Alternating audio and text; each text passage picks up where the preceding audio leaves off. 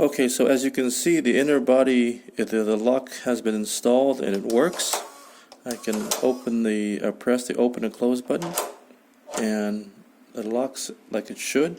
However, the problem I'm having is when I try to tighten the inner body against the back plate in the inner door, the lock seemingly gets stuck. So right now I've only had one screw attaching the inner body to the back plate, and that seems to be working well. But the moment I apply pressure here, as if all four screws have been attached, then I get this problem. Basically the lock gets stuck. It's very stiff here, and I guess the electrical power is not enough to overcome this friction, and I have to do this manually. But if I release this, now it's again not attached firmly to the door,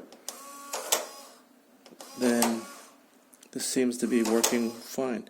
So what is happening when I try to fasten the screws to tighten this that's causing this additional friction that prevents the door from opening and closing properly and causing this alarm?